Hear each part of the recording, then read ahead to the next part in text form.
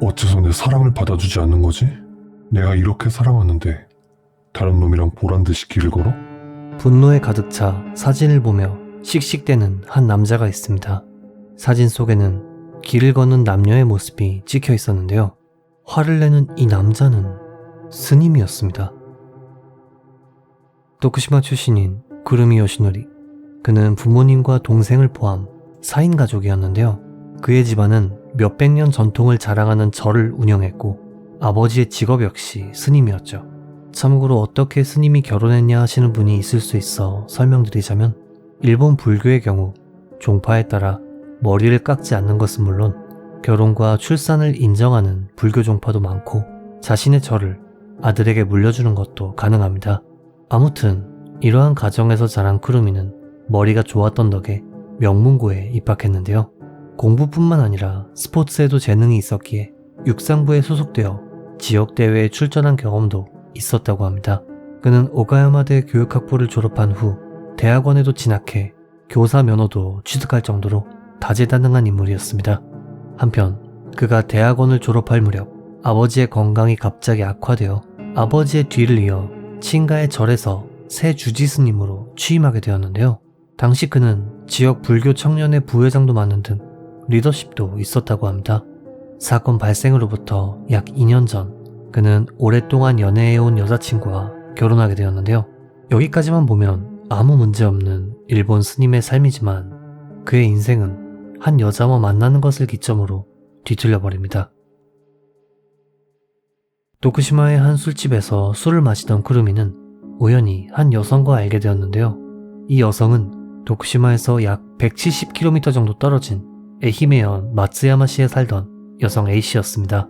그녀는 이혼 경력이 있는 여성으로 네일아트는 물론 보험 영업이나 술집 접객 등 다양한 직업을 가지고 있었는데요. 이외에도 사회인 농구팀에 소속되어 활동하는 등 자신의 삶을 즐기며 열심히 사는 여성이었습니다. 그리고 쿠루미는 A씨의 이런 모습에 한눈에 반하게 되었죠. 그녀에게 푹 빠진 그는 에히메현의 마츠야마까지 약 170km의 거리였음에도 그녀가 일하는 술집에 단골 손님으로 드나들곤 했다고 합니다. 그러던 어느 날 차를 타고 A씨의 술집을 향하던 쿠루미는 A씨가 다른 남성과 길을 걷는 모습을 목격하게 되었는데요. 사실 쿠루미는 A씨와 사귀는 사이가 아니었음에도 그녀가 다른 남자와 걷는 모습을 보고 질투심에 사로잡혔습니다. 그리고 이 질투는 곧 원한으로 변하게 되었죠. 어째서 내 사랑을 받아주지 않는 거지?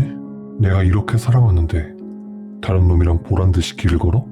그는 자신의 분노를 인터넷에 표출했는데요. A씨가 일하는 가게의 사이트에 방문해 익명으로 A씨의 접객 태도가 나쁘다는 등 여러 악플을 달기 시작했다고 하네요. 정황상 그녀에게 다른 손님이 꼬이는 것이 어지간히 싫었던 모양입니다. 하지만 이런 악플로는 자신의 감정을 다스릴 수 없었던 그는 흥신소에 거액의 돈을 주고 A씨에 대해 낱낱이 조사해달라고 의뢰를 맡기게 되는데요. 흥신소는 의뢰받은 대로 A씨에 대해 면밀히 조사해 쿠루미에게 보고하기 시작했습니다.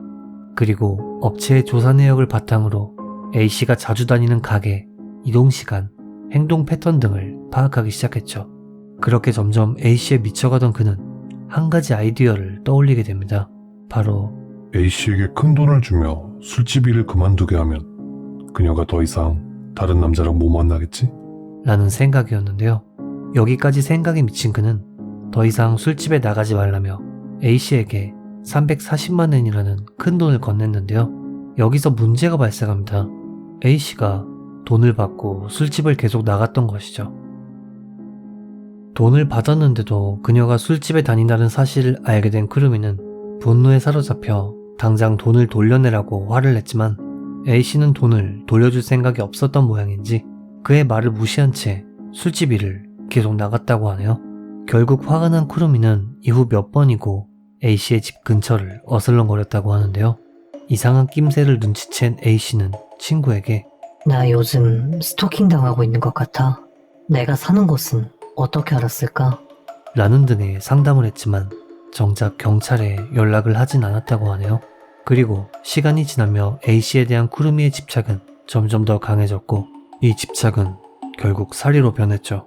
범행을 결심한 쿠루미는 자신을 택배업체 직원처럼 보이도록 하기 위해 치밀하게도 택배업체 유니폼과 흉기 그리고 운송장이 붙은 박스를 준비했습니다.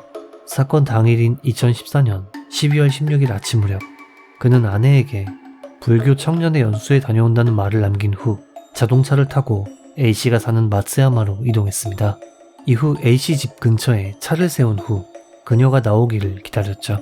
겨울이라 해가 짧았기에 오후 5시 정도가 되자 날은 어두워졌고 A씨의 방 창문을 주시하던 쿠루미는 방에 불이 켜지는 것을 발견했습니다.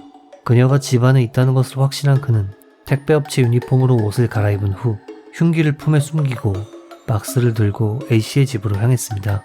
그의 외형은 누가 봐도 택배업자로 보였기에 A씨는 아무 의심 없이 문을 열었죠. 그리고 문을 열자마자 A씨의 뺨을 때리고 쓰러뜨린 후 날길이 약 10cm 정도의 서바이벌 나이프를 휘둘러 그녀의 목숨을 빼앗았습니다. A씨가 움직이지 않는 것에 당황한 쿠루미는 우선 A씨의 휴대전화를 훔쳐 집으로 귀가했는데요. 도주 경로는 고속도로 CCTV에 찍히지 않기 위해 일반 국도를 이용했다고 합니다. 그리고 이 과정에서 흉기는 물론 A씨의 휴대전화 등을 버렸죠. 한편 이날은 A씨가 소속된 농구팀 송년회가 있는 날이었습니다. 하지만 그녀는 약속 장소에 나타나지 않았고 그녀가 연락조차 받지 않는 걸 이상하게 생각한 친구들은 A씨의 집에 방문했는데요. 그녀의 집 현관문은 열려 있었고 안에선 A씨가 쓰러진 채 발견되었죠. 친구들은 즉시 구급차를 불렀지만 A씨는 이미 싸늘하게 식은 상태였습니다. 현장에서 사라진 물건은 단 하나, A씨의 휴대전화였는데요.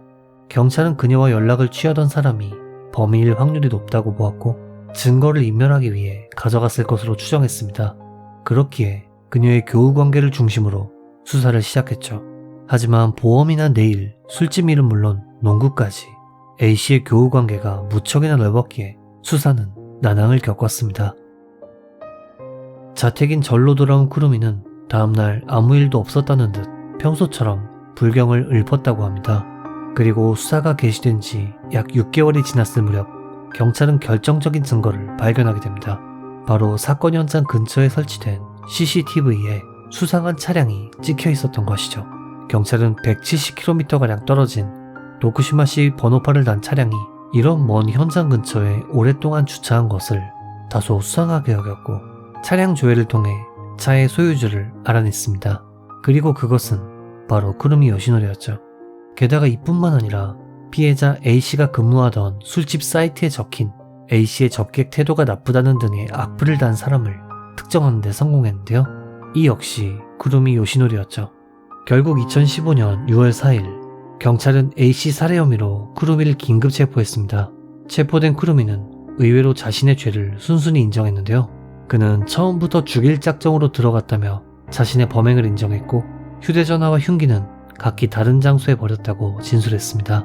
그리고 진술대로 도쿠시마시의 요시노가와 하구에서 범행에 사용된 흉기가 발견되었기에 그는 재판에 넘겨졌습니다. 재판장에서 그는 다른 남자와 만나는 걸 알게 된 후 분노가 가라앉지 않았습니다. 라며 자신의 기소 사실을 인정했습니다.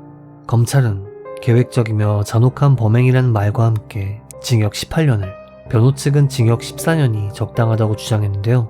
재판장은 변장은 물론 CCTV에 찍히지 않기 위해 국도로 도주한 점 등을 볼 때 계획성이 높은 범죄지만 A씨가 340만엔의 돈을 받았음에도 약속을 지키지 않은 점을 고려 징역 16년을 선고했습니다.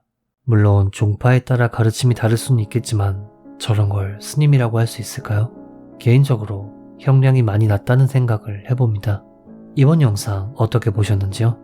피해자의 명복을 빌며 영상을 마칩니다. 교미사였습니다.